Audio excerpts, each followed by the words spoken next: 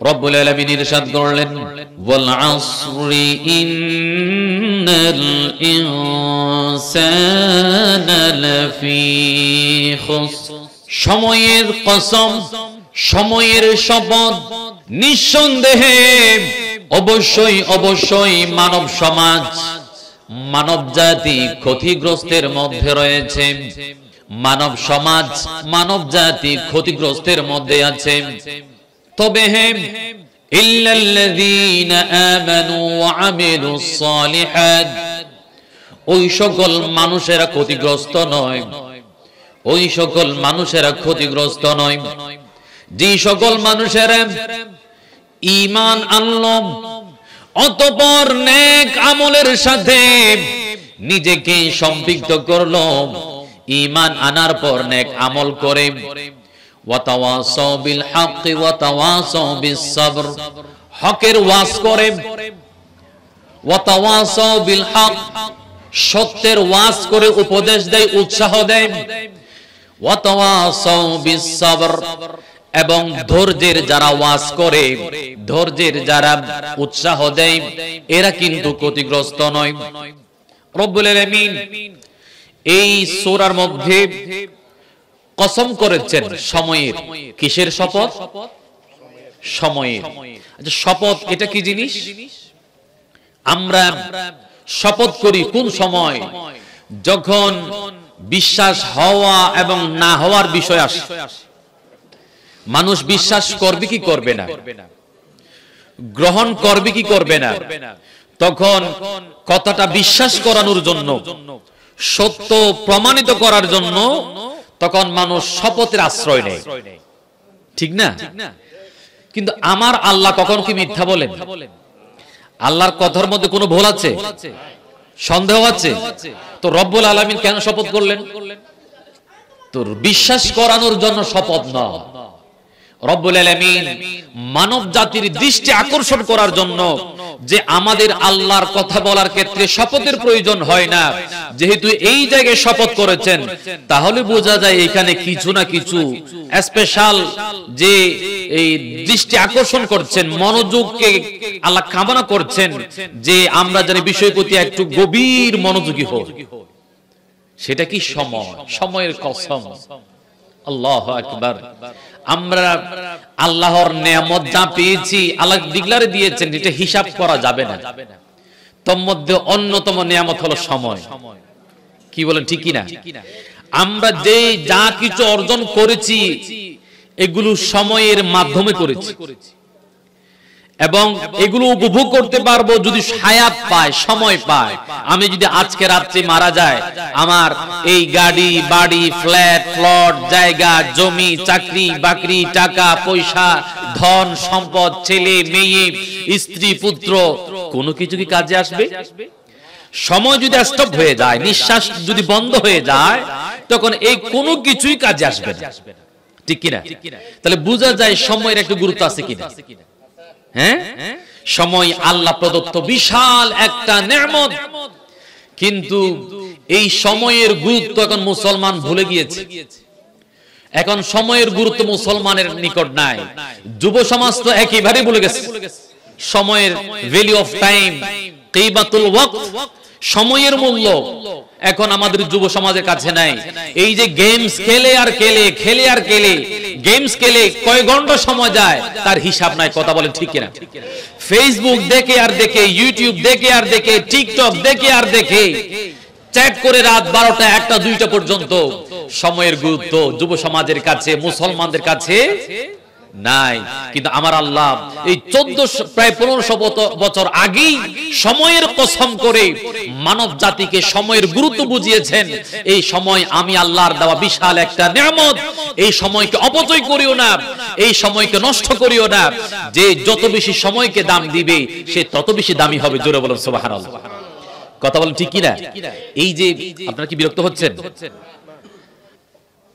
এই যে এক সপ্তাহ আগে, 2 দিন আগে, 5 দিন আগে ডাক্তারের সিরিয়াল নেওয়া লাগে, 2, 3, 4, 5 ঘন্টা আগে গিয়ে বসা লাগে, ডাক্তারের রুমে গিয়ে 2 মিনিট দেখে একটা প্রেসক্রিপশন হাতে ধরায় দেয়, 1000 টাকা, 1500 টাকা, 2000 টাকা, ঠিক কিনা? এই অনেকের সিরিয়াল 1 মাস আগে নেওয়া লাগে। এত কষ্ট করে 2টা মিনিট সময় দিল, 1-2,000 টাকা নিয়ে নিল। এই 2 মিনিটের এত দাম? হ্যাঁ, 2 মিনিটের এত দাম, কারণ তিনি ওনার আপনাকে 2 মিনিট দিয়েছেন, তিনি ওনার জীবন যৌবন সবকিছু এর পেছনে ঢেলে দিয়েছেন। বিশাল 20, 25, 30 বছর একটা সময় তিনি এর পিছনে দিয়েছেন। তিনি সময়কে গুরুত্ব দিয়েছেন, আজকে তার সময় আল্লাহ দামি বানিয়ে দিয়েছেন। সুবহানাল্লাহ। তাহলে এই সময়কে গুরুত্ব দেওয়ার দরকার আছে না নাই?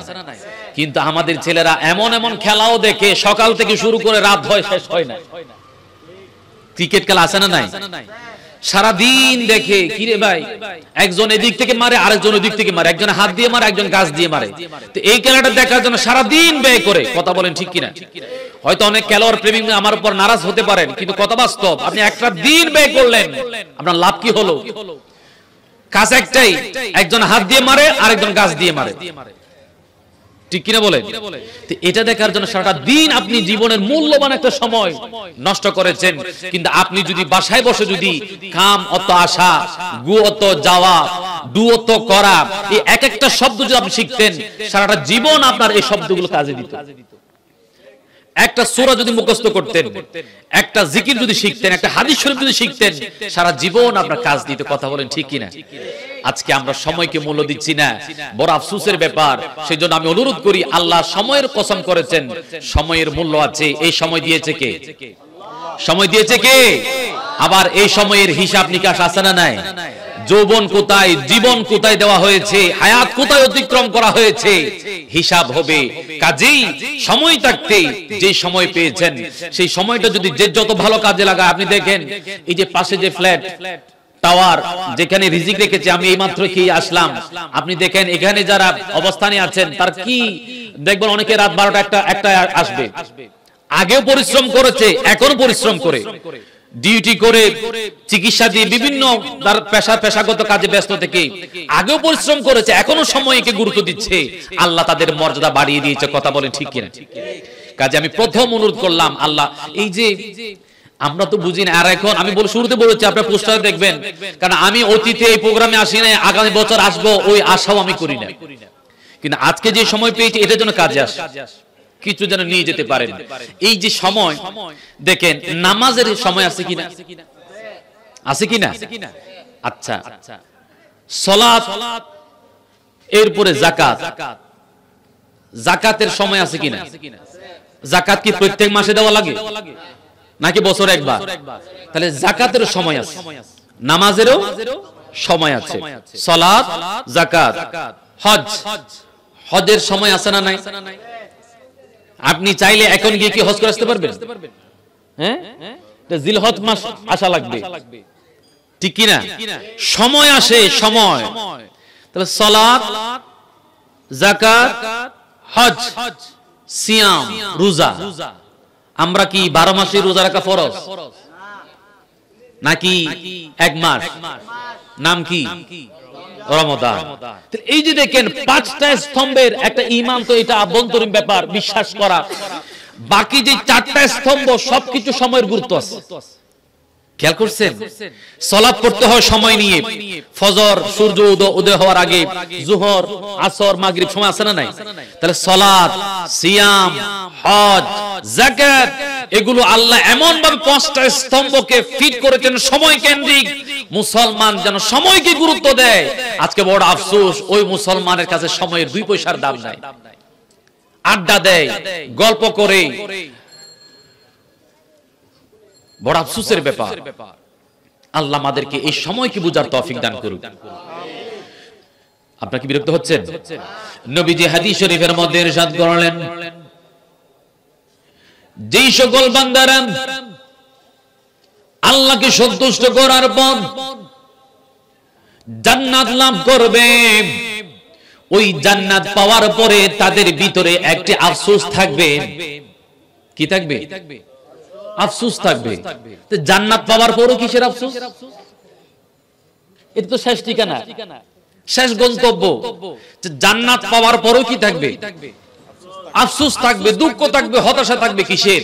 সেটা হলো তাদের পেরেশানি হলো জান্নাত তো পেয়েছি, তাদের আফসোস হলো দুনিয়ার ওই সময়ের জন্য যে সময়টা তারা আল্লাহর জিকির না করে বন্ধ ছিল, অন্যান্য কাজ করে আল্লাহর জিকির করে নাই।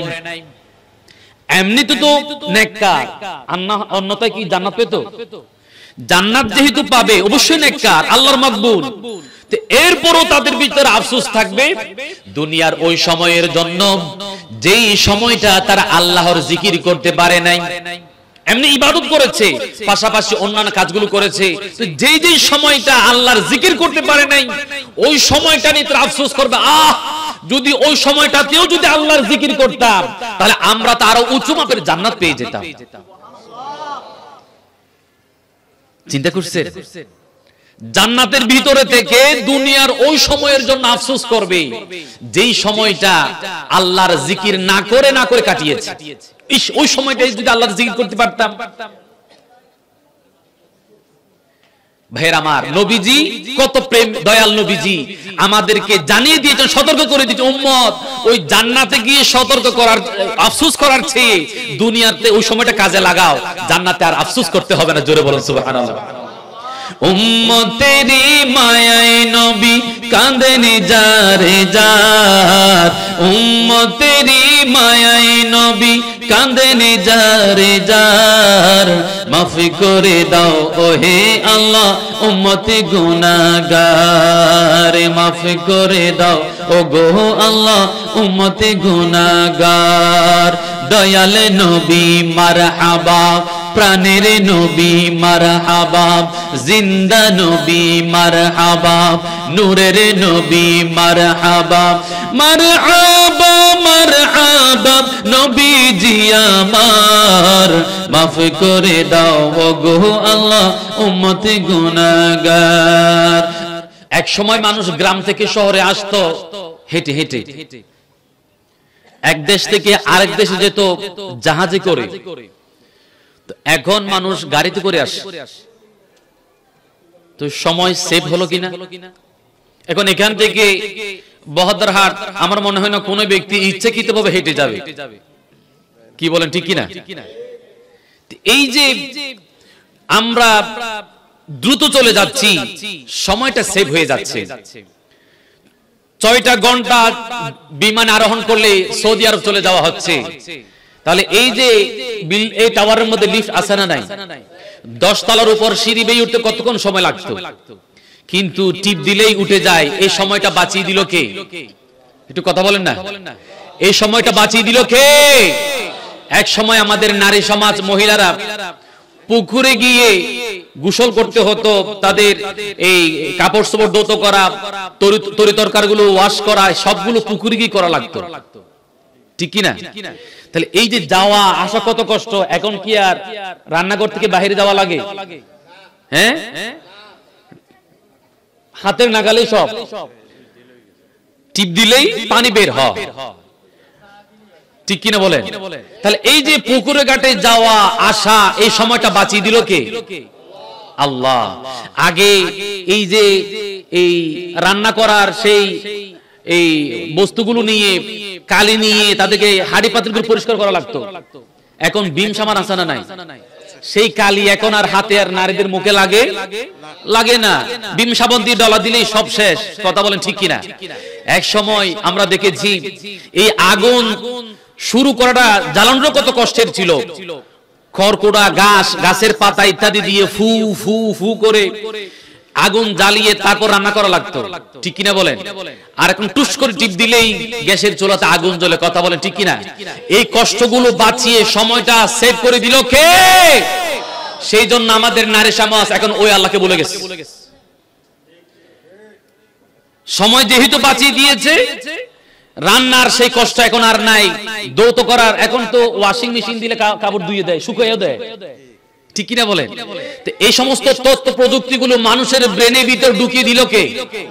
আরেকটু আস্তে করে বলেন, কে ঢুকিয়ে দিয়েছে?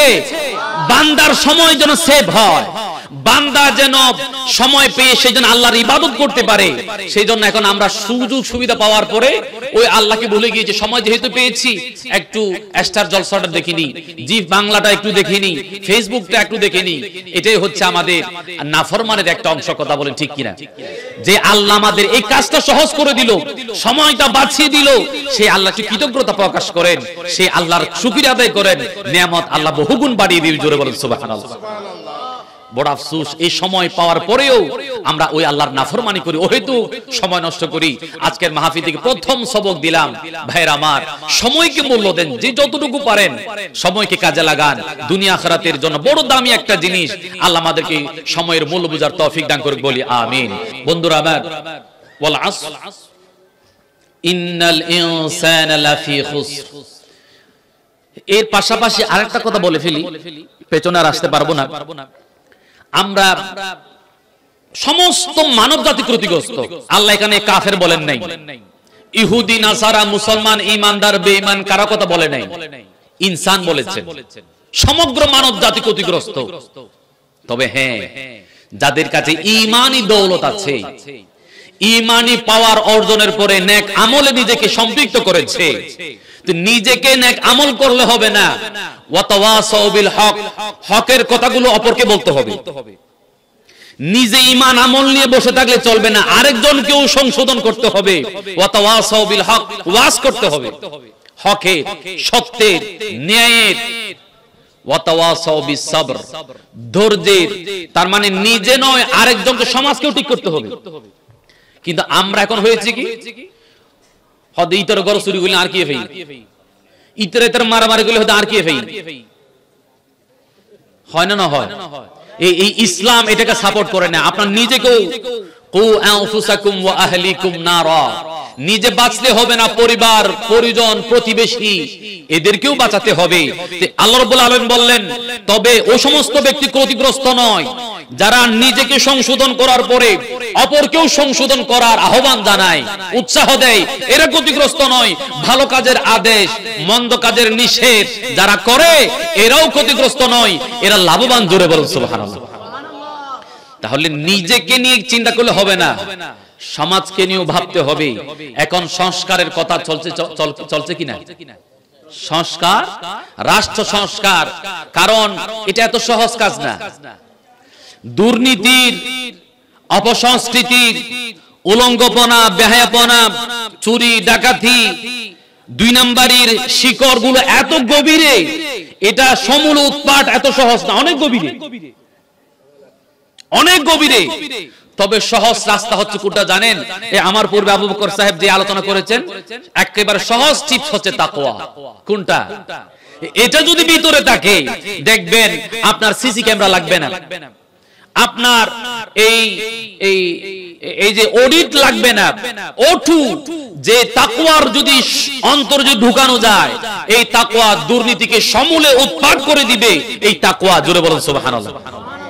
এটা যদি এই জায়গায় যদি সংস্কার করা যায়, তাকওয়া, এই বীজটা যদি বপন করা যায়, এই যে, আচ্ছা বলেন তো, নিয়মিত প্রত্যেক ওয়াক্তে মসজিদের মাইকে আজান হয় কি হয় না? সরকারের বাজেট কত আছে? তাহলে বাজেট ছাড়া তো জটিল একটা কাজ কেমনে হয়? কনকনে শীতে, ভূমিকম্পের সময়, তুফানের সময়, সাইক্লোনের সময় আজান কি কোনোদিন বাদ পড়ছে শুনছেন? তো বাজেট ছাড়া এই কাজ কেমনে হয়? এটা তাকওয়া দিয়ে হয়। জোরে বলুন সুবহানাল্লাহ। যাকাত দেয়, নিজের কষ্টের অর্জিত যাকাত দিয়ে, মাথার ঘাম পায়ে ফেলে রক্ত পানি করে যে টাকা অর্জন করে, ওখান থেকে যাকাত দেয়। ঠিক কি না? যাকাত দেওয়ার জন্য সরকারের কোন বাহিনী আছে? যারা যাকাত দিবে না তাদেরকে মামলা, তাদেরকে এই কারাগার আছে। এরপরও কোটি কোটি যাকাত আমাদের দেশে দেওয়া হয়। ঠিক কিনা বলেন? এটা কেমনে? নিজের পকেটের টাকা আরেকজনকে দেওয়া, এটা কোন সরকারের চাপে পড়ে নয়, কোন বাহিনীর ভয়ে নয়, এটা হচ্ছে তাকওয়ার কারণে। নিজের পকেটের টাকা দরিদ্র, গরিব, অভাবী, অসহায়কে দেওয়া হয় তাকওয়ার কারণে। আর তাকওয়া যদি না থাকে, তার গরিব মানুষের চাল, ডাল, তেল এগুলো নিজের চকির ভিতর ঢুকে যায়। কথা বলেন ঠিক কিনা? গরিবেরটা নিজের পকেটে চলে আসে তাকওয়া না থাকার কারণে, আর তাকওয়া থাকলে নিজের পকেটের টাকা দরিদ্র মানুষের পকেটে যায়। এটার নাম তাকওয়া। এই জায়গায় সংস্কার করেন। এই যে আমাদের টয়লেটগুলো পূর্ব পশ্চিম না উত্তর দক্ষিণ? হ্যাঁ, উত্তর দক্ষিণ না? আপনি কোন মুসলমান পরিবারে একটা কমেন্টও দেখাইতে পারবেন না যে পূর্ব পশ্চিম। তো সরকারের বাজেট আছে নি? তাহলে বাজেট ছাড়া এত কোটি কোটি কোটি এই কাজটা কেমনে হলো? এটা তাকওয়া দিয়ে হয়েছে। সুবহানাল্লাহ। সারাদিন না খেয়ে থাকা, সব খাবার ওপেন, ফ্রিজে টেবিলে সবকিছু ওপেন, এরপরও খায় না রমজান মাসের দিনের বেলায়। কারণ কি? এটা তাকওয়া দিয়ে হয়েছে। ঠিক কিনা বলেন ভাই? কুরবানি দেওয়ার পরে 1 কেজি মাংসের দাম কত? অনেকেই এই মাংস কিনতে একদিক দিয়ে টাকা বেশি, অপর দিক দিয়ে কসাইদের 2 নাম্বারই, এর জন্য অনেকে গরুর মাংস কিনতে চায় না। কিন্তু এরপরও দেখবেন কুরবানির পশু জবে করার পরে বাসায় নেওয়ার আগে বলে যাকে গরিবদেরকে দেন প্রথম ভাগটা। কথা বল ঠিক কিনা? কিরে নিজের এত 1 লক্ষ 1.5 লক্ষ 2 লক্ষ টাকা দিয়ে গরু কিনে প্রথমে গরিবদের বাসায় দেওয়া, এটা কোনো সরকারের চাপে নয়, বাহিনীর ভয়ে নয়, এটা হচ্ছে তাকওয়ার কারণে। কথা বল ঠিক কিনা? এই জায়গায় যদি সংস্কার করা যায়, দেশকে নিয়ে আপনাকে চিন্তা করতে হবে না, এই দেশ সোনার দেশ হয়ে যাবে তাকওয়ার প্রতিষ্ঠা যদি হয়ে যায়। কথা বলেন ঠিক কিনা? তখন আপনি ওই দুদক লাগবে না, দুর্নীতি দমন কমিশন লাগবে না, এমনিতেই হয়ে যাবে এবং পরকাল কেন্দ্রিক জীবন গঠন করেন। আল্লাহ সকলকে বোঝার তৌফিক দান করুন। আমি অনেক দূরে চলে গিয়েছি, আপনি বিরক্ত হচ্ছেন? দরুদ শরীফ পড়ি। আল্লাহুম্মা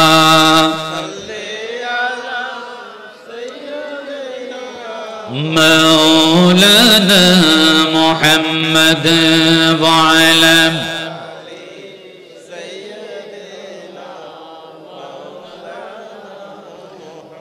وتواصوا بالحق। সমাজের মানুষের দিকে দৃষ্টি দিতে হবে, হকের কথা বলতে হবে, সত্যের কথা আহ্বান করতে হবে, মেসেজ পৌঁছাতে হবে। ওয়াতাওয়াসাউ বিস-সাবর, সবর মানে ধৈর্য, কিন্তু এই তাফসীর অনেক লম্বা। ধৈর্য এটা বিশ্লেষণ করলে হারাম থেকে বাঁচার নাম ধৈর্য, হারাম থেকে বাঁচার নাম ধৈর্য। যে আমার এলাকার মধ্যে 10 জন মানুষ সকলেই দেখি দুর্নীতি করে, 2 নাম্বারই করে, তা আমিও করব না কেন? না, এটা হারাম, আমি ধৈর্য ধরবো, তারা করলে আমি করব না, ধৈর্য ধরবো, এটার নাম সবর। সকলেই প্রতারণা করে, মানুষকে ঠকায়, ধোঁকা দেয়, কোটিপতি হয়ে যায়, আমি এখানে ধৈর্য ধরবো, আমি ঠকাবো না, মিথ্যা বলবো না, 2 নাম্বারই, এটার নাম ধৈর্য। হারাম থেকে নিজেকে কন্ট্রোল করা, এটা নাম ধৈর্য। আর ওয়াতাওয়াসাউ বিল হক, সত্যের মেসেজ দেওয়া, ভালো কাজ, ন্যায়, সুবিচার, সওয়াব, কল্যাণের কাজের প্রতি মানুষদেরকে আহ্বান করা, এটার নাম ওয়াতাওয়াসাউ বিল হক ওয়াতাওয়াসাউ বিস সাবর। এই জিনিসটা সমাজ থেকে চলে যাচ্ছে। এখন হচ্ছে ইতার নগুলি আর কি ভাই, এখন ব্যবস্থা হচ্ছে ওটাই, আর কি ভাই না, দেশ আমার, সমাজ আমার, পরিবার আমার, আমাদেরকে খেয়াল করতে হবে। এই জিনিসটা কমে যাওয়াতেই সমাজে আজকে কাটাকাটি, মারামারি, খুনাখুনি, রক্তারক্তি, হিংসা, বিদ্বেষ, জুলুম, নির্যাতন, অত্যাচার বেড়ে যাচ্ছে। কথা বলেন ঠিক কিনা? একজন যখন অত্যাচার করতে সকলে মিলে এই কাজ করা যাবে না, এটা অন্যায়, এটা অপরাধ, এই কথা বললেই সে আরেকবার কাজ করতে চিন্তা করবে। ঠিক কিনা বলেন? একবার জুলুম করার পরে যদি সে পার পেয়ে যায়, সে আবার করবে। আজকে কালকে আরেকজনকে, অপরদিন আমাকে কেউ জুলুম করবে। ঠিক কিনা বলেন? কাজেই এদিকে খেয়াল রাখবেন। সম্মানিত উপস্থিতি, আল্লাহ রাব্বুল আলামিন ইরশাদ করলেন, ফাকুলু মিম্মা রাযাকনাকুম হালালান তাইয়্যিবা। আমি এখন আমার মূল আলোচনা চলে আসছি। রব্বুল আলামিন ইরশাদ করলেন, যদিও এই আলোচনা পছন্দ হওয়ার কথা না, হালাল হারামের এই কথা আলোচনা মানুষের পছন্দ না, কিন্তু এই বিষয়গুলো আমরা সকলেই জানি, কিন্তু কম মানি। সকলের মোটামুটি ধারণা আছে, জানাটা আছে, মানাটা কম, মানার জন্যই আলোচনা। আল্লাহ বুঝার তৌফিক দান করে, সকলে বলি আমিন। আল্লাহুম্মা সাল্লি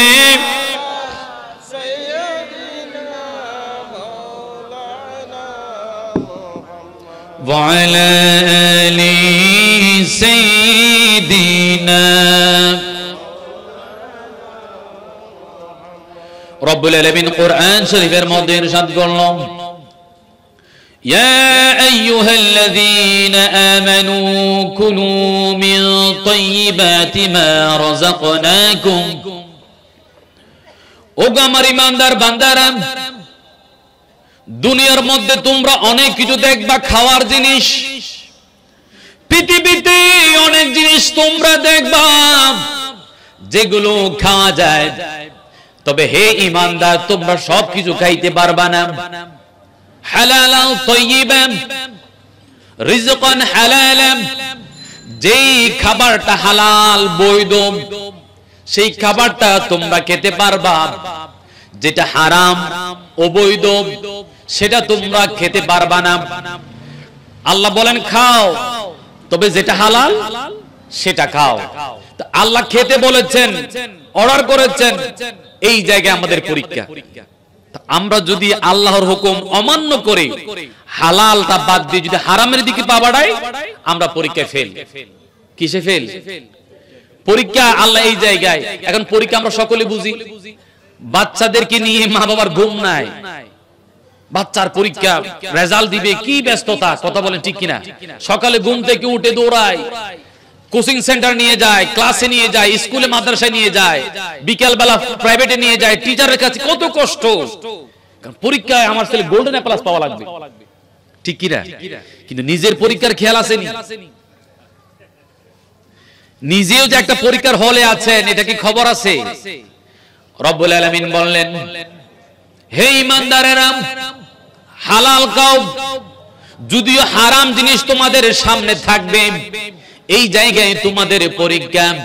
হালাল খাওয়া আমার আল্লাহর নির্দেশ, অর্ডার, হারাম খাওয়া নিষেধ। যে হালালের পথে আছে সে আল্লাহর পক্ষে আছে, আর যে হারামের পক্ষে যাবে সে আল্লাহর বিপক্ষে। আল্লাহর বিপক্ষে গিয়ে শান্তি পাওয়া যাবে? সুযোগ আছে না। আচ্ছা, তো হালাল শব্দটা ছোট, কিন্তু এর লিস্টটা, তালিকাটা অনেক লম্বা, তালিকাটা বিশাল লম্বা। আর হারাম শব্দটা ছোট, কিন্তু তার তালিকাটা অনেক লম্বা। তো আমি একেবারে দৌড়ে দৌড়ে বলার সুযোগ হবে না, কারণ এখানে আবার আরেকটা সাবজেক্ট আছে তার পাশাপাশি। তো সেহেতু মুখতাসার আপনাদের দৃষ্টি আকর্ষণ করব যে হালালের গুরুত্ব কত বেশি। একথা আল্লাহর অর্ডার, নবী করিম সাল্লাল্লাহু আলাইহি ওয়াসাল্লাম হাদিস শরীফের মধ্যে ইরশাদ করলেন, قال النبي صلى الله عليه وسلم كسب الحلال فريضة بعد الفريضة أو كما قال عليه الصلاة والسلام। দয়াল নবীজি হাদিস শরীফের মধ্যে ইরশাদ করেন, আল্লাহ প্রদত্ত যেই সকল ফরজ বিধান রইল, যেই সকল আবশ্যক কাজ রয়েছে, তার মধ্যে একটি কাজ হলো হালাল রিজিক অন্বেষণ করা, হালাল রিজিক তালাশ করা। ফরজ সমূহের মধ্যে অন্যতম একটা ফরজ হালাল রিজিক তালাশ করা, এটা একটা ফরজ। এটা কি ফরজ? তাহলে দেখে একটা আবশ্যক একটা কাজ। এটার গুরুত্ব কতটুকু? এটার গুরুত্ব এমন পর্যায়ে, মুসলিম শরীফের হাদিস, দয়াল নবীজি সাহাবায়ে কিরামকে নিয়ে বসা আছেন। এমন সময় দেখা গেল একজন মুসাফির, তার চুলগুলো এলোমেলো, তার পোশাকের মধ্যে সফরের নিদর্শন চিহ্ন দেখা যায়। অনেক দূর রাস্তা থেকে সফর করে এসেছেন, কাপড়ে ময়লা ধুলাবালি, চুল এলোমেলো। সে একজন মুসাফির, কিন্তু সে ইয়া রব ইয়া রব ইয়া রব বলে আল্লাহর কাছে প্রার্থনা করে। নবীজি সাহাবায়ে কিরামকে বলল, ওগো সাহাবীরা, যেই ব্যক্তির কাপড়ে হারাম, যেই ব্যক্তির রিজিকে হারাম, যেই ব্যক্তির দেহের মধ্যে হারাম, সেই ব্যক্তি ইয়া রব বলে শত চেষ্টা করলেও, শত ইবাদত করলেও, শত আল্লাহর দরবারে প্রার্থনা করলেও আমার আল্লাহ সেটা কবুল করবে না। জোরে বলুন না নাউজুবিল্লাহ। মুসাফির দোয়া কিন্তু কবুল। কিন্তু নবীজি বললেন, যার কাপড়ে হারাম, যার রিজিকে হারাম, যার দেহ হারাম দিয়ে তৈরি হয়েছে, মাংস হারাম দিয়ে গড়া, তার ইবাদত, তার প্রার্থনা আল্লাহ কবুল করবে। যেই রাসূলের নির্দেশনা ইবাদত করি, যেই রাসূলের সিস্টেমে ইবাদত করলে ইবাদত হয়, নামাজ, রোজা, হজ, যাকাত আপনি মন গড়া করলে ইবাদত হবে? রাসূলের তরিকায় করলে ইবাদত হবে। যে রাসূলের তরিকা অনুসরণ করে ইবাদত হয়, ওই রাসূল বলতেছেন যার রিজিকে, খাবারে, শরীরে যদি হারাম তার জন্য এটা নিজে নিয়ে নেওয়া হয়, এটা হয় হারাম। আচ্ছা, নবী করিম সাল্লাল্লাহু আলাইহি ওয়াসাল্লাম হারামের বিষয়টার পরিষ্কার করলেন। আমাদের দেশি মুদ্রায় যদি বলি, দয়াল নবীজি ইরশাদ করলেন, কোন ব্যক্তি 10 টাকা দিয়ে একটা কাপড় ক্রয় করলো, কয় টাকা? 10 টাকা। 10 টাকা দিয়ে কাপড় ক্রয় করলো, ওই 10 টাকার মধ্যে যদি 1 টাকা যদি হারাম থাকে, কয় টাকা? 1 টাকা যদি হারাম থাকে, নবীজি ইরশাদ করলেন ওই 1 টাকা হারাম, 9 টাকা হালাল। 9 টাকা হালাল, অনলি 1 টাকা হারাম। এই হারামের টাকা যেই কাপড়ে ঢুকেছে, ওই কাপড় দিয়ে যতদিন ইবাদত করা হবে, ওই ইবাদত আল্লাহ কবুল করবে না। পরিষ্কার কথা। এখানে কোনো সন্দেহ আছে? কোনো ত্রুটি আছে? নাই। বড় আফসোসের ব্যাপার, আমরা এগুলো গুরুত্ব দিই না। যে জুলুম নির্যাতন করা, এটা বান্দাকে কষ্ট দেওয়া, সেটা আমার আল্লাহর সহ্য হয় না। আলোচনার শেষের দিকে নিয়ে যাচ্ছি। এই যে আমরা হালাল, হালালের গুরুত্ব আছে না নাই? গুরুত্ব আছে না? এবং হারাম যেটা, দয়াল নবীজি মেরাজ রজনীতে দেখলেন একজন মানুষ, তার আযাবের ধরনটা হলো, তার পেটটা একটা রুমের মতো, ঘরের মতো বিশাল আকৃতির ঘর, পেটের সাইজ। ওই পেটের মধ্যে ঘরের আকৃতির যে পেট, ওই পেটটা সাপ দিয়ে ভরপুর, সাপ দিয়ে ভরপুর পেটের মধ্যে। তখন নবীজি জিজ্ঞাসা করলেন, ওগো জিবরাইল, এটাকে তাকে এই ধরনের শাস্তি কেন দেওয়া হচ্ছে? তিনি বললেন, ইয়া রাসূলুল্লাহ, এই ব্যক্তিটা তিনি সুদখোর ছিল, তিনি সুদ খেত, তার জন্য এই ধরনের শাস্তির ব্যবস্থাপনা আল্লাহ রেখেছেন। যারা সুদ খাবে তাদের জন্য এই ধরনের আযাব। তাদের পেটটা বিশাল আকৃতির ঘরের মতো হবে, ওই ঘরটা সাপ দিয়ে ভরপুর হবে, ওই সাপগুলো তাকে কামড় দিতে থাকবে। জোরে বলুন নাউযুবিল্লাহ। এবার বলেন, হারামে আরাম না আযাব? আরাম না আযাব? আযাব। অপর হাদিস শরীফের মধ্যে দেখা যায়, দয়াল নবীজি, আমি কিস্তা কাহিনী বলা আমার পছন্দ না, কিছু কোরআন হাদিসের কথা বলি, ঠিক কি না?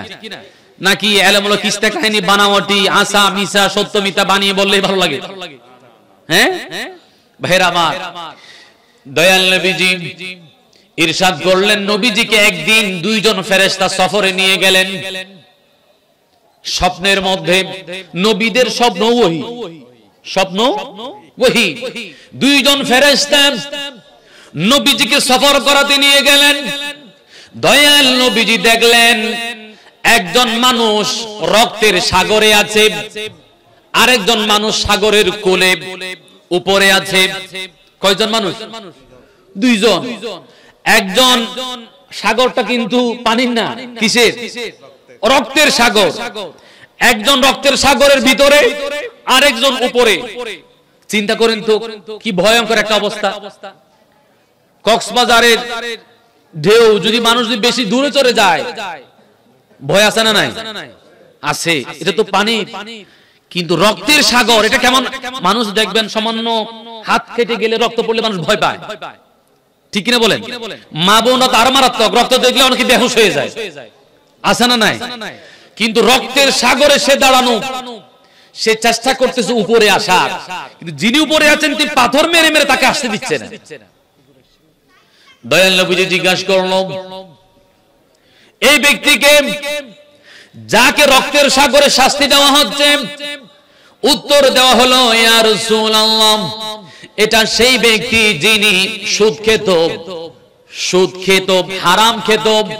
এই হারাম যিনি, সুদ যিনি খায়, তার জন্য এই আযাবের ব্যবস্থা আছে। জোরে বলুন নাউযুবিল্লাহ। সহ্য করার ক্ষমতা আছে? ভাইরা আমার, নবীজি সতর্ক করে গেলেন, সতর্ক হও। আমরা এখন এমন একটা পরিবেশ চলে এসেছে, খাই অবস্থা।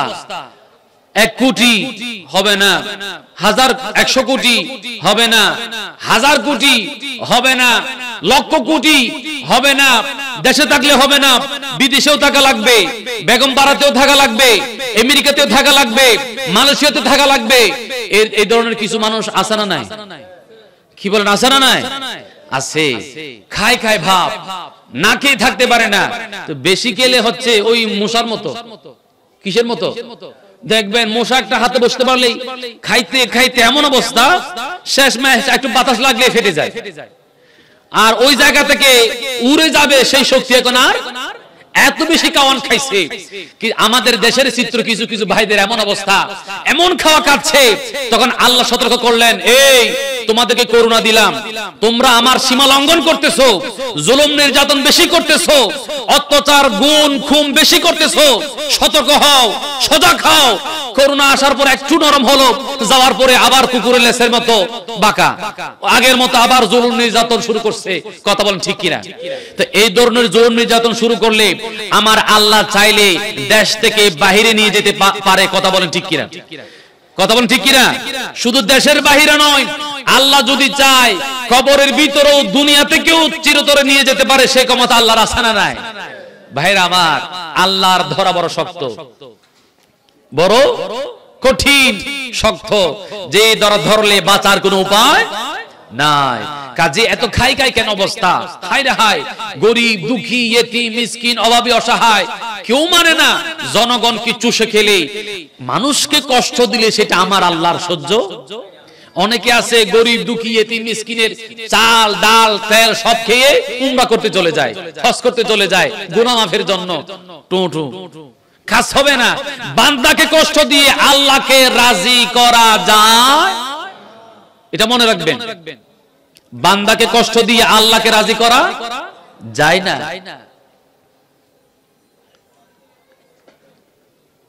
আমরা তো এখন কাজ করে সুখী হতে চাই না, ফ্রিতে। আমরা বাঙালি তো, আমাদের হিসাব নিকেশ একটু ভিন্ন। আমরা মুখে বলি হ্যাপি নিউ ইয়ার, মানে মুখে বলেই সুখী। আমরা মনে করি হ্যাপি বললে হ্যাপি হয়ে যাবে। যুবক ভাইরা মনোযোগ দিয়ে শুনেন, হ্যাপি বললে কিন্তু হ্যাপি হয় না। কথা মনে রাখবেন, হ্যাপি নিউ ইয়ার বললে যদি হ্যাপি হইতো, গত বছর যারা এই হ্যাপি নিউ ইয়ারের নেতৃত্ব যারা দিয়েছে, এই হ্যাপি নিউ ইয়ারের অনুষ্ঠানে যারা প্রধান অতিথি ছিল, প্রধান পৃষ্ঠপোষক ছিল, দেখবেন আপনি হিসাব মিলে দেখেন, দেশের মধ্যে এখন সবচেয়ে আনহ্যাপি আছে, সবচেয়ে কষ্টে আছে, সবচেয়ে লজ্জায় আছে, সবচেয়ে ঘৃণিত অবস্থা আছে এখন তারা। কথা বলুন ঠিক কিনা? হ্যাপি নিউ ইয়ারের নেতৃত্ব যারা দিয়েছিল, যারা পৃষ্ঠপোষকতা করেছিল, ব্যান্ড প্যাকেজের ব্যবস্থা করেছিল, ডিজে পার্টির আয়োজন করেছিল, happy happy happy new year বলে বলে, দেখবেন এই 2024 সালে কোনো শেষ হয় নাই, তাদের অবস্থা 12টা। তাহলে বোঝা যায় হ্যাপি বললে হ্যাপি হওয়া যায়। হ্যাপি আসবে, সুখ শান্তি আসবে কর্মের মাধ্যমে, নিজের কাজের মাধ্যমে, চরিত্রের মাধ্যমে, আদর্শের মাধ্যমে। কথা বলেন ঠিক কিনা? চুরি ডাকাতি, 2 নম্বরি, দুর্নীতি, এগুলো দিয়ে রাষ্ট্রকে নিজেকে হ্যাপি করা যায়। কাজেই স্লোগান চেঞ্জ করে দেন। আমি যুব সমাজদেরকে বলবো, এরা তো শুধু উৎসব চায়, প্রোগ্রাম পাইলে হইছে, ও একটু অশ্লীলতা, একটু বেহায়াপনা, একটু ড্যান্স, একটু নাচ গান পাবে, বার্থডে, ম্যারেজ ডে, এই ডে সেই ডে, পার্টি ডে, এটা সেটা বলে একটা উৎসব করতে পারলে মজা করা যায়। আসতেছে না 31st নাইট, আসতেছে নি? হ্যাপি নিউ ইয়ার বলবে, টু মুখে বললে হ্যাপি হয় না। এই মুখে বললে যদি হ্যাপি হইতো, এই 2024 সালটা একটু ভালো করে দেখেন, গবেষণা করেন, ঠিক কিনা বলেন ভাইরা আমার? এই যে বললাম বান্দাকে কষ্ট দিয়ে আল্লাহকে রাজি করা যায় না। দয়াল নবীজি হাদিস শরীফের মধ্যে ইরশাদ করলেন, قال النبي صلى الله عليه وسلم المسلم ما سلم المسلمون من لسانه ويده। মুসলমান সে যে হাত এবং জবান দিয়ে আরেকজনকে কষ্ট দেয় না, সেই হচ্ছে মুসলমান। যে কষ্ট দেয় সে মুসলমান হতে পারে না। তো নবীজি বলেছেন, আমি এখন তো বাজি কষ্ট দিতে চাইলেই শান্তি। কথা বলেন ঠিক কিনা? এমন কি প্রতিবেশী তো দূরে থাক, আত্মীয় স্বজন দূরে থাক, নিজের ভাই আরেক ভাইকে কষ্ট দিতে পারলে শান্তি পায়। হতে দেওয়াল দিবে তাই ইতে সেরা দোনো দেহি পানি।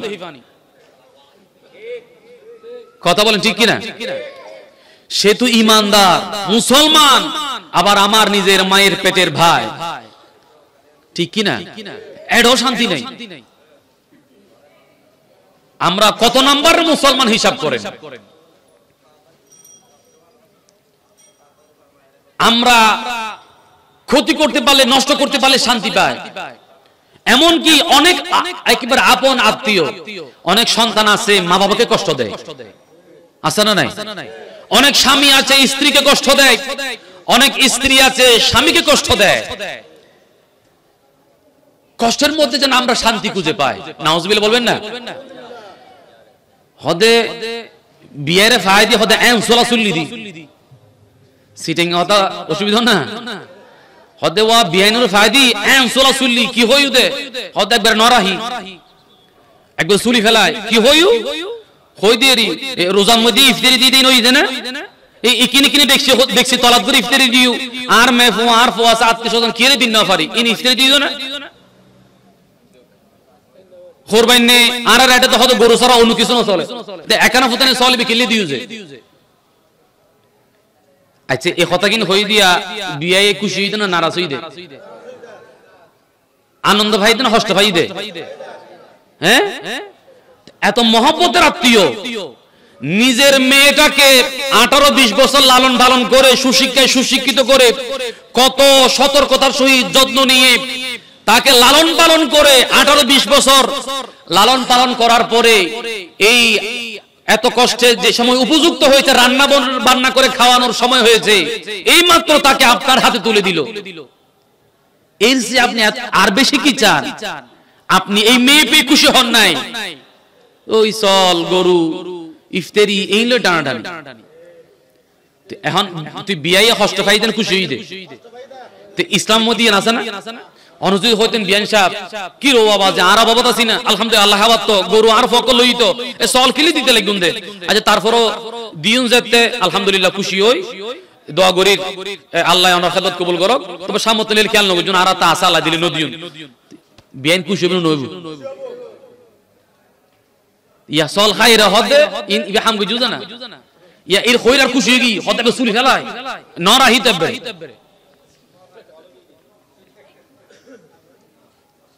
হায় হায় হায়, আল্লাহ সকলকে বোঝার তৌফিক দান করুক। একটু জোরে বলি না আমিন। ইসলাম মানুষকে কষ্ট দেওয়ার ধর্মের নাম কি ইসলাম নয়। যেমন হাত এবং জবানের কষ্ট আমরা বলে দিই, ভিতরে ঢুকি না।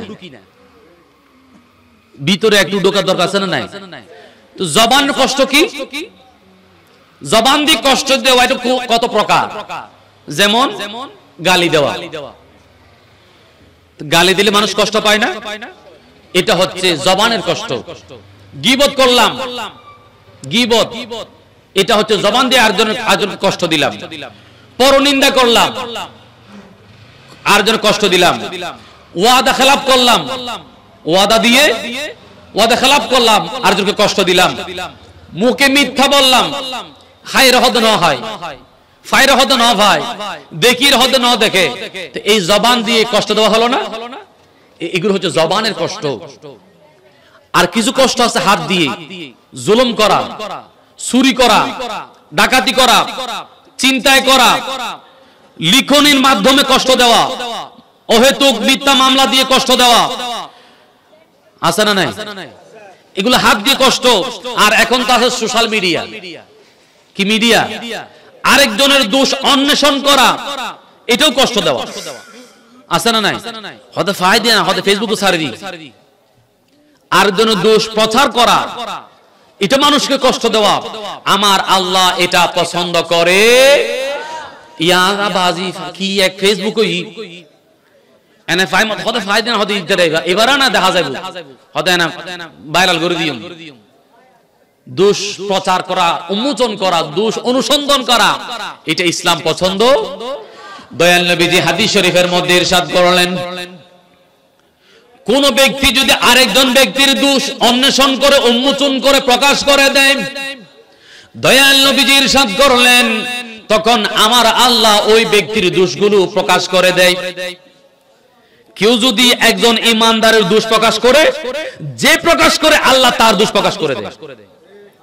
তখন নবীজি বললেন, যার দোষ আল্লাহ প্রকাশ করে, যার দোষ আল্লাহ প্রকাশ করে, আল্লাহ তাকে বেইজ্জত না করে ছাড়েন না, বেইজ্জত হওয়া পর্যন্ত তার দোষ প্রকাশ করতে থাকে। জোরে বলুন নাউজুবিল্লাহ। ভাইরা আমার, দেখেন, তার মানে আল্লাহ বান্দার দোষগুলো প্রকাশ করতে নিষেধ, গোপন করো। ভাই, আমরা দোষী নয় এমন কি ব্যক্তি আছে? দোষ নাই এমন কোন মানুষ আছে? আছে। আমার এক জায়গায় দোষ আছে, আপনার আরেক জায়গায় আছে, আরেকজনের আরেক জায়গায় আছে। সকল কেউ ভুল ত্রুটির ঊর্ধ্বে কেউ নয়, সকলের দোষ ত্রুটি আছে। তাই বলে সেগুলো বলে বলে বেড়াবো, ফেসবুকে দিয়ে দেব, এমন নয়। আমরা ইসলামও বুঝি না, ইমানও বুঝি না। হায়রে মুসলমান, দেখেন ইসলাম এগুলো কি গুরুত্ব দিয়েছে। আচ্ছা, আপনার কি বিরক্ত হচ্ছে? অসুবিধা হয়? আচ্ছা, মদ, ওই হালাল হারামের যে কথা, মদ পান করা, এটা হালাল না হারাম? কেন হারাম? কোন ব্যক্তি মদ পান করলে এটা আল্লাহর কি সমস্যা? আল্লাহ হারাম করলো কেন? মদ পান করলো মানুষ, আল্লাহর কি সমস্যা? আল্লাহ কোন অসুবিধা আছে? কোন সমস্যা আছে? নাই তো। তো রব্বুল আলামিন হারাম করলেন কেন? হারাম করার পেছনে কারণ হলো, যে মাতাল হয় তার সেন্স থাকে না। মদ পান করলে মাতাল হয়, সেন্স থাকে না, তখন সে মানুষকে গালি দেয়, মানুষকে আঘাত করে। কথা বলেন ঠিক কিনা? তার সেন্স লেন্স হয়ে যখন মানুষকে আঘাত করে, মানুষকে কষ্ট দেয়, এই মানুষকে কষ্ট দেওয়া থেকে রক্ষা করার জন্য আল্লাহ মদকে হারাম করে দিয়েছে। কথা বুঝতে পারছেন? আচ্ছা, সুদ হালাল না হারাম? তো একজন মানুষ সুদ খায়, আল্লাহর কি সমস্যা? ব্যবসা করে 1 লক্ষ টাকা পেল, সুদের উপর 1 লক্ষ টাকা পেল, তো ব্যবসা হালাল, সুদ হারাম, সুদের মধ্যে আল্লাহর কি সমস্যা? আল্লাহর কোন সমস্যা নাই। কারণ যে সুদে লেনদেন করে, সে একজন কৃষককে 1 লক্ষ টাকা দিল, তুমি কৃষি কাজ করে লাভবান হলে হলো, না হলে নাই, কিন্তু প্রত্যেক মাসে 2000 টাকা করে দেওয়া লাগবে। আচ্ছা, বেচারা 1 লক্ষ টাকা দিয়ে কৃষি কাজ করলো, এখন বন্যার পানিতে সব শেষ, আমও গেল। এখন প্রত্যেক মাসে সে 2000 টাকা করে কোথা থেকে দিবে? কথা বুঝতে পারছেন? তো সুদের উপর লেনদেন করলে এই মানুষটা ক্ষতিগ্রস্ত হলো কি হলো না? এই মানুষটা কষ্ট পড়লো কি বললো না? এই মানুষের কষ্ট থেকে বাঁচার জন্য ইসলাম সুদকে হারাম করেছে। কিসের কষ্ট? মানুষকে কষ্ট থেকে বাঁচার জন্য। কারণ মানুষের কষ্ট সেটা আল্লাহর সহ্য। বুঝতে পারছেন? আচ্ছা, মদ, সুদ, জুয়া হালাল না হারাম? হারাম। তো মানুষ জুয়া খেললে আল্লাহ কি সমস্যা? আল্লাহর কোন সমস্যা আছে? নাই তো। কিন্তু হারাম কেন? 5 জনে জুয়া খেললো, 10,000 টাকা করে 50,000, তো পাবে কয়জনে? একজনে। তাহলে ক্ষতিগ্রস্ত কয়জন? আল্লাহ এটা পছন্দ করে না। একজন লাভবান হবে, চারজন ক্ষতিগ্রস্ত হবে, এটা আল্লাহ চায় না। সেই জন্য জুয়াকে হারাম করেছে। কারণ মানুষের কষ্ট সেটা আল্লাহর সহ্য। এই মানুষেরও কষ্ট দিতে কুটি ফুটি পারিবে, হ্যাঁ এখন ঠেলা বুঝো না, কোটি কোটি টিয়া ফাঁসার গজিদ আছে না নাই? হ্যাঁ ভাইরা আমার, এখন বুঝেন মানুষকে কষ্ট দিলে আল্লাহ কিন্তু ছেড়ে দিবে। আল্লাহ ছাড় দেন কিন্তু ছেড়ে দেয় না, এটা বুঝবেন। কিন্তু দয়াল নবীজি সাহাবায়ে কেরামকে নিয়ে মজলিসে এরকম আলোচনারত আছেন। এমন সময় একজন সাহাবী চাদর দিয়ে কি যেন মুড়িয়ে, চাদর দিয়ে কি যেন আড়াল করে নবীজির দরবারে আসলো। দয়াল নবীজি বললেন, ওগো সাহাবা, তুমি চাদরের ভিতরে কি নিয়ে আসলাম? তিনি চাদরটা মেলে দিলেন। দেখা যায় ওনার চাদরের নিচ থেকে একটা পাখি তার বাচ্চা সহ বের হয়ে গেল। পাখি কি সহ? বাচ্চা সহ। নবীজি বলেন, ঘটনা কি? এই পাখিটা পাইছো কোথায়? তিনি বললেন, ইয়া রাসূলুল্লাহ, আসার পথে দেখলাম কিছু এই পাখির বাচ্চাগুলো রাস্তায় পড়ে আছে, আমি সেগুলোকে চাদরে নিলাম। নেওয়ার পরে একটু সামনে আসার পরে দেখি এই পাখিটা আমার উপর হামলা করে আক্রমণ করে।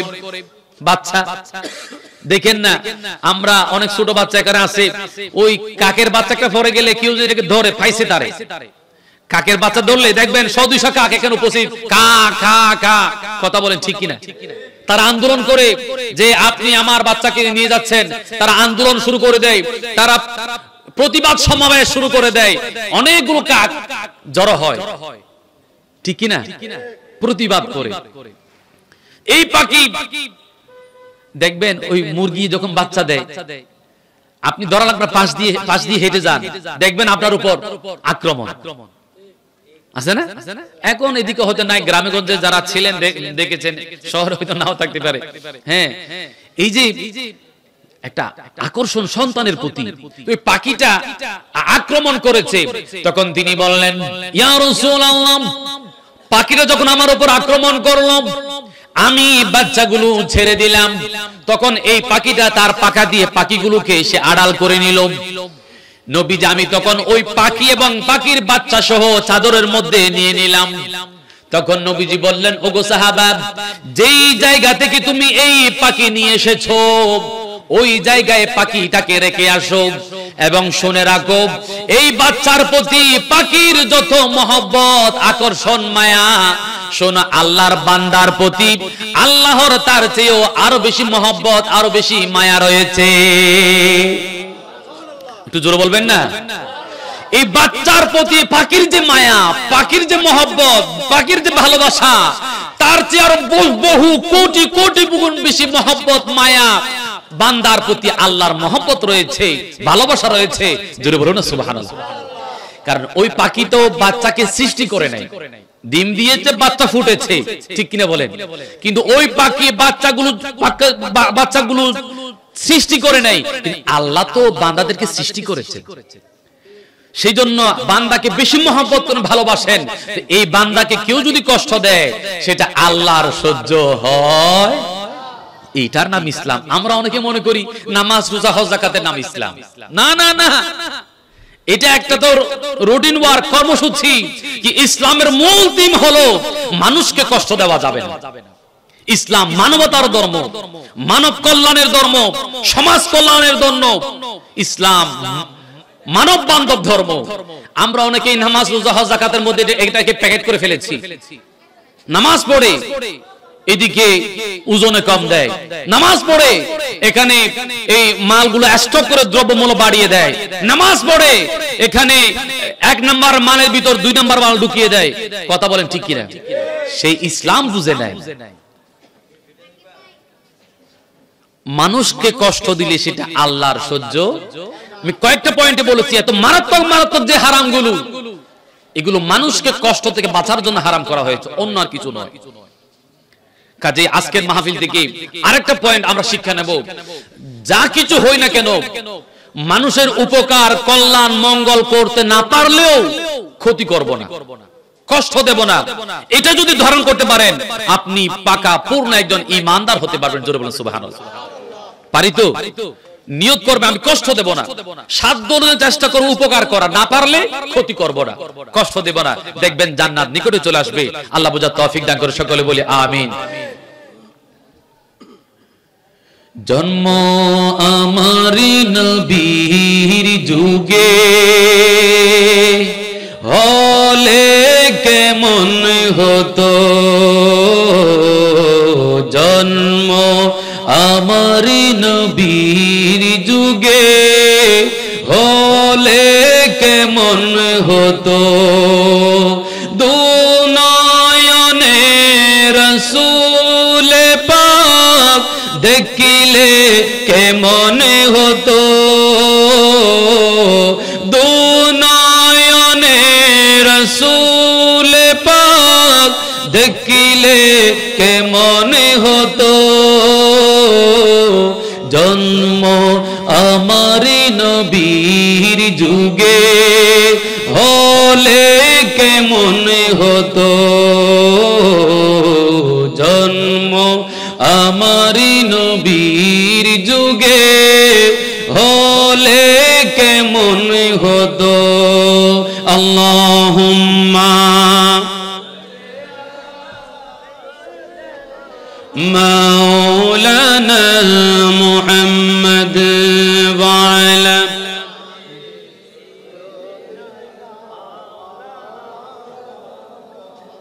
ভাইরা আমার, এই শিক্ষাটা যদি নিতে পারি, আমি আমার পোস্ট যে জায়গায় হোক না কেন, অনেক অফিসার আছে তার অধীনস্থদের উপর জুলুম করে, অনেক প্রভাবশালী ব্যক্তি আছে এলাকার উপর প্রভাব খাটায়, কষ্ট দেয়, আছে না নাই? ভাই এটার নাম ইসলাম নয়, এটার নাম মুসলমান নয়। আর মানুষকে কষ্ট দিলে আল্লাহকে রাজি করা যাবে? সহজ কথা, একেবারে পরিষ্কার কথা, যে যেই পোস্টে যে অবস্থায় থাকি কষ্ট দেওয়া যাবে না। আর আরেকটা পয়েন্ট দেওয়া হয়েছে যে হালালের গুরুত্ব যদি প্র্যাকটিক্যাল আলোচনা করি, আমাদের ইবাদত কবুল হবে না, জান্নাত পাবো না, সব সোজা জাহান্নাম। আর কি প্র্যাকটিক্যাল লাইফ দেখেন, দয়াল নবীজি হযরত ইমাম হোসেন রাদিয়াল্লাহু তাআলা আনহু নিয়ে রাষ্ট্রীয় কোষাগার পরিদর্শনে গেলেন, দেখতে পেলেন পরিদর্শনকালে ইমাম হোসেন রাদিয়াল্লাহু তাআলা আনহু একটা খেজুর মুখের মধ্যে দিয়ে দিলেন। নবীজি দেখা মাত্র দেরি করলো না, নিজের আঙ্গুল মোবারক ঢুকিয়ে মুখ থেকে সেই খেজুরটা বের করে নিয়েছে। বুঝতে পারছেন? হযরত আবু বকর সিদ্দিক রাদিয়াল্লাহু তাআলা আনহু একদিন খাবার গেল, যেই খাবারটা ওনার গোলাম ওনাকে হাদিয়া দিয়েছেন, খাবারের ব্যবস্থা করেছেন।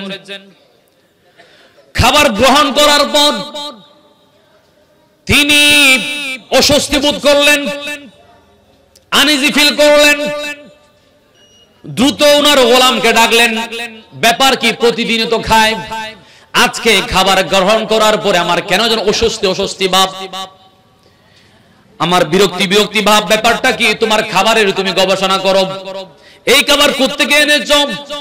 তিনি বললেন, হুজুর আমি আজকের এই খাবারটা এক জায়গায় তন্ত্র মন্ত্র দিয়ে কাজ করেছি, তন্ত্র মন্ত্রের কাজের মাধ্যমে এর বিনিময়ে খাবারটা আমি পেয়েছি। তখন হযরত আবু বকর সিদ্দিক রাদিয়াল্লাহু তাআলা আনহু বললেন, তন্ত্র মন্ত্র ইসলামে তো হারাম, তুমি তো হারাম কাজের বিনিময়ে খাবার এনেছো, সেই জন্য এই হারাম খাবার আমার পেটে গিয়েছে, আমার অশান্তি সৃষ্টি হলো। তিনি আর দেরি করলো না, নিজের হাতটা মুখের মধ্যে ঢুকিয়ে সাথে সাথে তিনি খাবারগুলো বমি করে দিয়েছে। চিন্তা করছেন হালালকে কিভাবে গুরুত্ব দিয়েছেন এবং হারামকে কিভাবে ভয় পেয়েছেন? আমরা এই যে আরেকজনের টাকা, আরেকজনের সম্পদ, আরেকজনের জায়গা জমি, আরেকজনের ফ্ল্যাট প্লট, এগুলো নিতে পারলে খুশি, জুলুম করতে পারলে খুশি, এটার নাম ইসলাম নয়, হারাম। এটা কখনো কেউ গ্রহণ করবে না। কাজেই আল্লাহর ওয়াস্তে এই হারামকে পরিহার করে চলতে হবে। আল্লাহ আমাদেরকে বোঝার তৌফিক দান করে, সকলে বলি আমিন। ভাইরা আমার, এটা হলো একটা প্র্যাকটিক্যাল লাইফের কথা বললাম। এখন স্বামী স্ত্রী মিলেই পরিবার, আগে মা বাবা ভাই বোন দাদা দাদি সব মিলে একটা পরিবার। এখন পরিবারের সংখ্যা ছোট হয়ে গেছে, স্বামী আর স্ত্রী মিলে কি পরিবার। তো আমি আরেকটু লম্বা করে বলি, মা বাবা ছেলে মেয়ে স্বামী স্ত্রী ভাই বোন মিলেই একটা কি হয় পরিবার হয়। এই পরিবারে যদি শান্তি আনতে চান নবীজির আদর্শ, আমি বলি শুধু পরিবার নয়, নবীজির আদর্শ দিয়ে শান্তি আসবে না এমন কোন জায়গা কি আছে? যত শান্তির যত জায়গা আছে সব জায়গায় যদি নবীজির আদর্শ ঢোকানো যায় শান্তি নিশ্চিত, আর যেই জায়গা থেকে নবীজির আদর্শ সরে যায় সেই জায়গায় অশান্তি নিশ্চিত। বুঝা গেছে? আপনি ব্যক্তিগত, পারিবারিক, সামাজিক, রাজনৈতিক, অর্থনৈতিক, আন্তর্জাতিক যত সেক্টর থাকুক না কেন, নবীজির আদর্শ যদি সেখানে থাকে শান্তি নিশ্চিত, আর নবীজির আদর্শ যেখানে থাকবে না সেখানে অশান্তি নিশ্চিত। সেখানে অশান্তি কি নিশ্চিত। কারণ কি জানেন? এই মোবাইল যিনি তৈরি করেছেন তিনি ভালো জানবে এই মোবাইলের কার্যকারিতা কতটুকু, এই মোবাইল কতটুকু কাজ করতে পারবে, ঠিক কিনা বলেন? আমাদেরকে তৈরি করেছে কে? একটু কথা বলেন, কে? আল্লাহ। সেই আমাদের স্রষ্টাকে, মালিককে, রিজিক দাতাকে, সম্মান দাতা, হায়াত মতের মালিক, এই আল্লাহ আল্লাহ যে কণ্ঠ দিয়ে উচ্চারণ করতেছি সেই কণ্ঠটা দিল কে? এই জবানটা দিল কে? সে আল্লাহকে অন্তর থেকে জিকির করি, আমার আল্লাহ আল্লাহ আল্লাহু লা ইলাহা ইল্লাহু আমার আল্লাহ।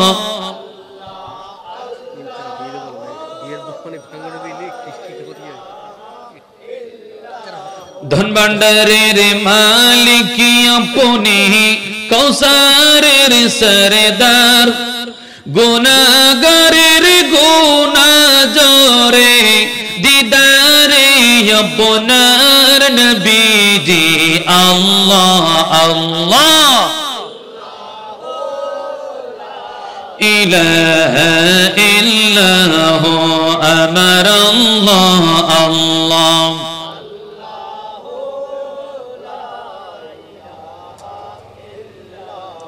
ভাইরা আমার, এই যে আল্লাহ, এই পরিবারটা এটা দিয়েছে কে? হ্যাঁ, আহা,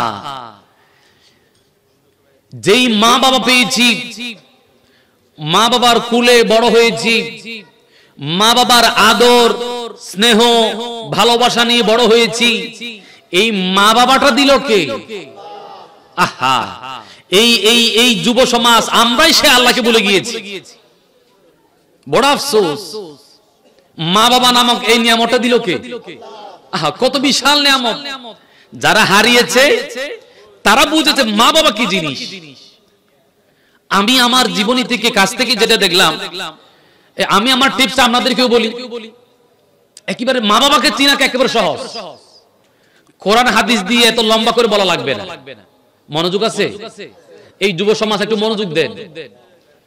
এটা 2 ঘন্টা আলোচনা করতে হবে না, একেবারে সহজ কথা। সহজ, আমরা সূত্র বুঝি না, বীজগণিতের সূত্র, a + b হোল স্কয়ার সমান a square plus 2b + b square. এবার আমরা তো অনেক আগে 2004 সালের দিকে পড়ছিলাম, এখন কত? 24। ঠিক আছে না? ভুল হইছে? ঠিক আছে, এটা 20 বছর আগের পড়া।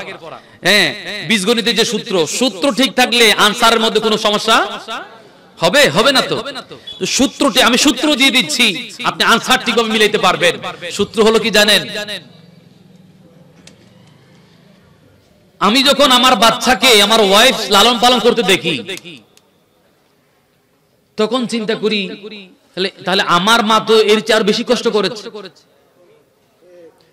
আমার সন্তানদের জন্য আমার ওয়াইফ যে কষ্ট করে, রাত দেখবেন মিনিমাম একটা মা 5-10 বার তার ঘুম ভাঙে।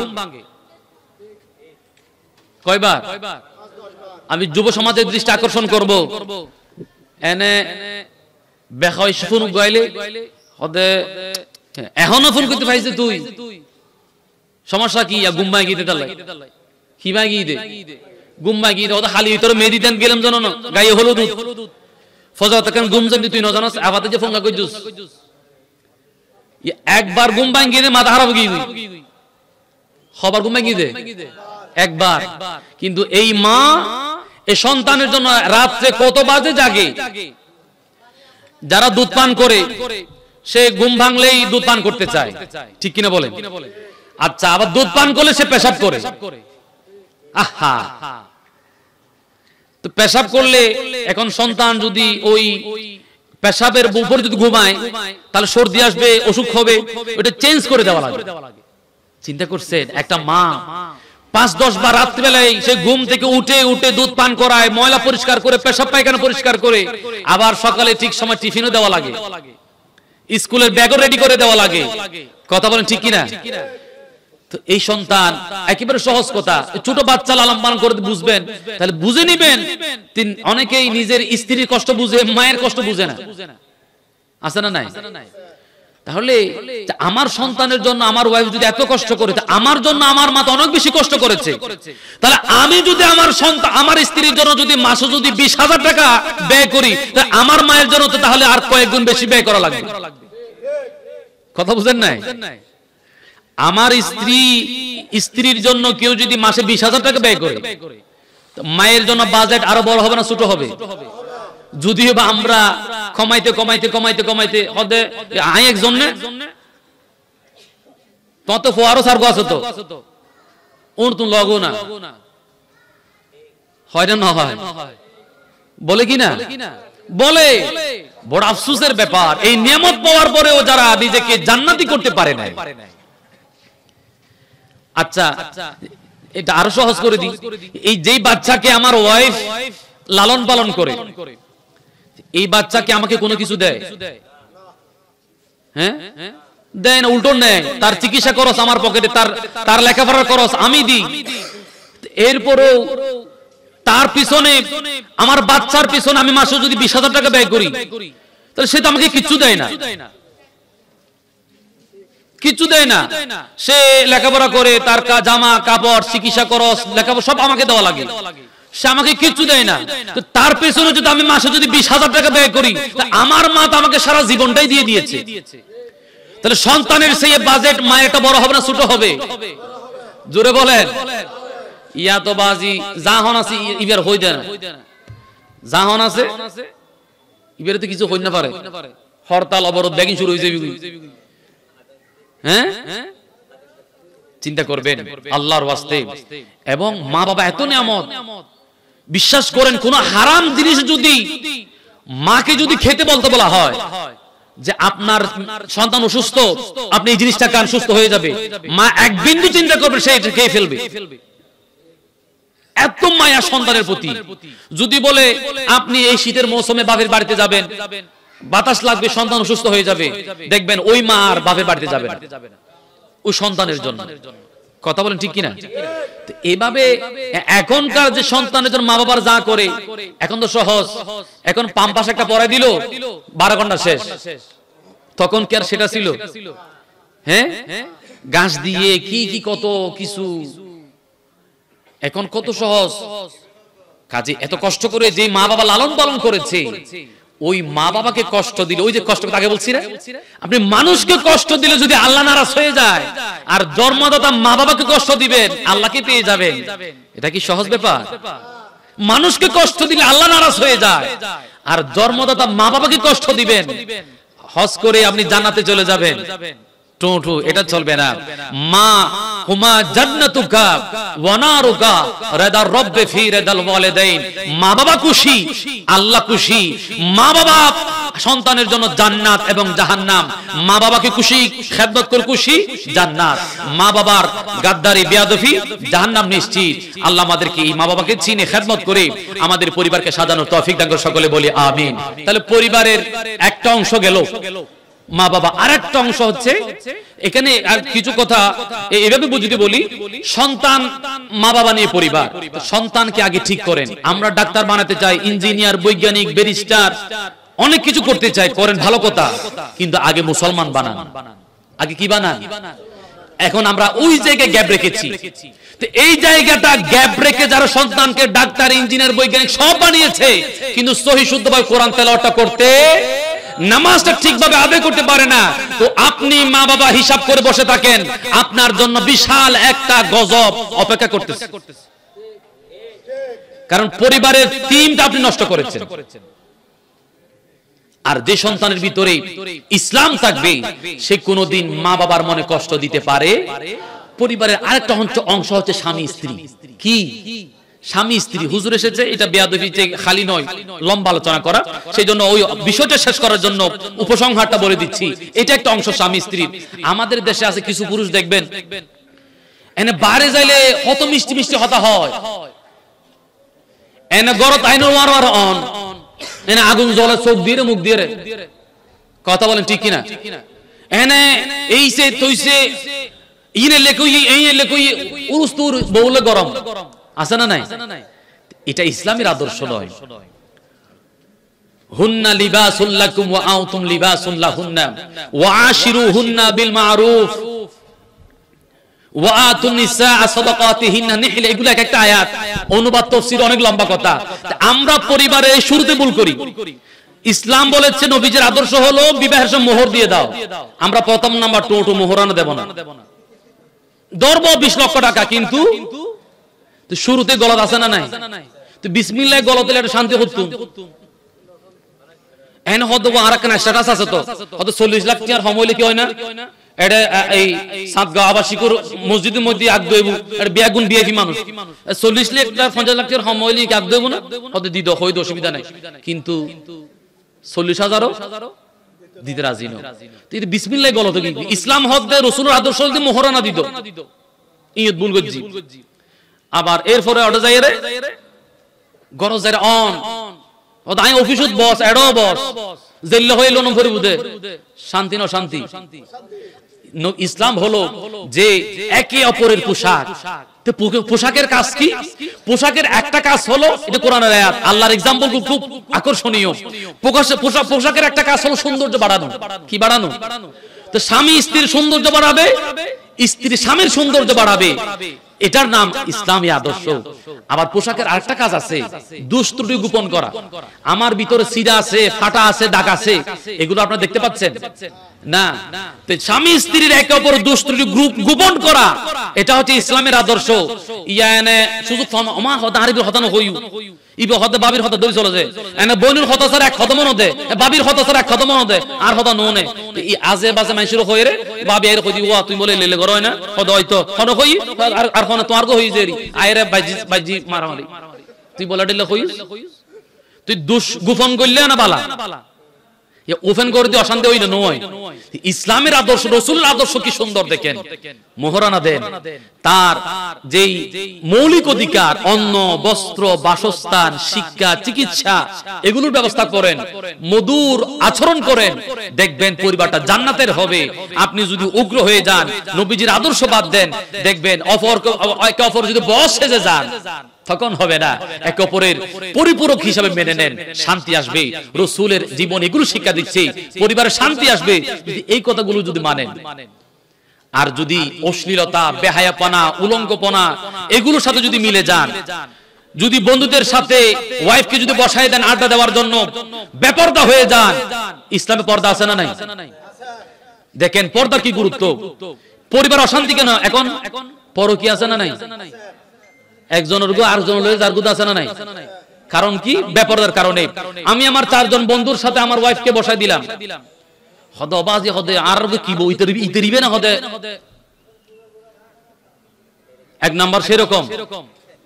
আর কি ইয়া বেপরদ হইজনের কারণে তার মন ছুড় হইল নয়, ওই এখন তাই এখন ইবে বাদ দিয়ে আর খেয়াল করে।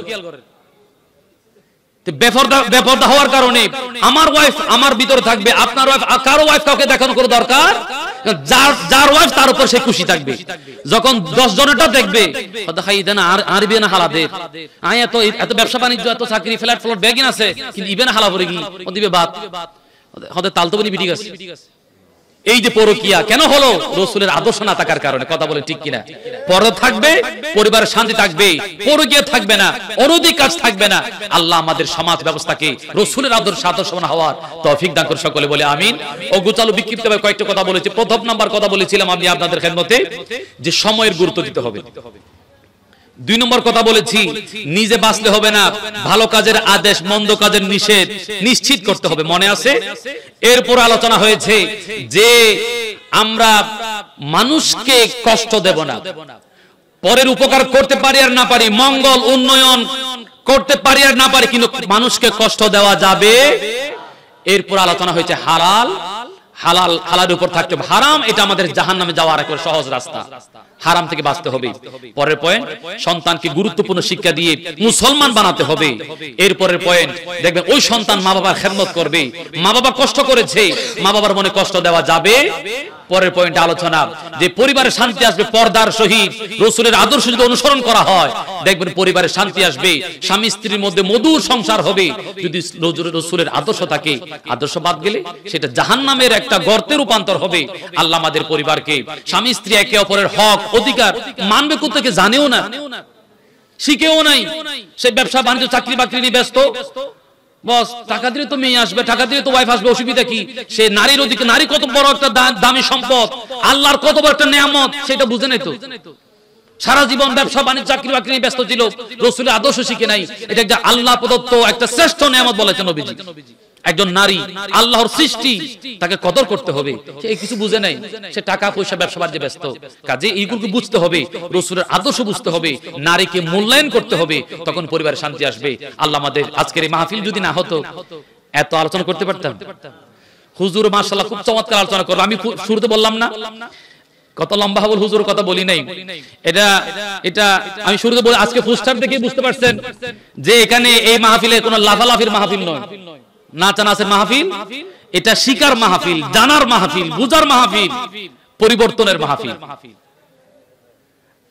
উনি কোন টাকা পয়সার জন্য এই রাত জেগে বসে আছে এমনটা নয়। আল্লাহ ওনাকে যা দিয়েছেন আলহামদুলিল্লাহ, কিন্তু এই সমাজকে আলোকিত করার জন্য কষ্টগুলো করে যাচ্ছেন। অত্যন্ত চমৎকার আলোচনা হবে, মনোযোগ দিয়ে শ্রবণ করবেন। আল্লাহ আজকে প্রোগ্রাম কবুল করুক। এই ধরনের প্রোগ্রাম দরকার আছে না নাই? আছে না নাই? একজন মানুষের মোবাইল কিন্তু অন নাই। এই মাহফিল না হলে মোটামুটি 80% উপরে মানুষ মোবাইল নিয়ে ব্যস্ত থাকতো, ঠিক কিনা বলেন? অন্তত এই সময়টা আমাদেরকে এই ফেসবুক থেকে রক্ষা করেছে। এই ধরনের মাহফিলের দরকার আছে না নাই? এই যুব সমাজ আমরা ভাগ্যবান, এই ধরনের সন্তান জন্ম দিয়েছেন, যে সন্তানগুলো এলাকার মানুষকে কোরআন শোনার খুশবু দিচ্ছে, নবীজির রঙে রঙিন হওয়ার মেসেজ দিচ্ছে। এই সন্তানদেরকে আল্লাহ কবুল করে, সকলে বলি আমিন। তো এতাল্লাই প্রোগ্রাম ইমবল 7 বছর, সামনের বছর তো আজ বাড়াই দিবেন নাকি ফগর মধ্যে ঢুকে বেজে? হ্যাঁ, সহযোগিতা করবেন, পরামর্শ দিবেন, উৎসাহ দিবেন। ওই যে বললাম না, ওয়াতাওয়াসাউ বিল হক ওয়াতাওয়াসাউ বিস সাবর, উৎসাহ দিবেন, পরামর্শ দিবেন ভালো কাজের, যেন খারাপ কাজ থেকে রক্ষা হয়। আল্লাহ আজকের এই প্রোগ্রামকে কবুল করুক, আগামীতে যেন সকলে সম্পৃক্ত হতে পারে সেই তৌফিক দান করুক। ওয়া মা আলাইনা ইল্লাল বালাগ। আসসালামু আলাইকুম ওয়া রাহমাতুল্লাহ।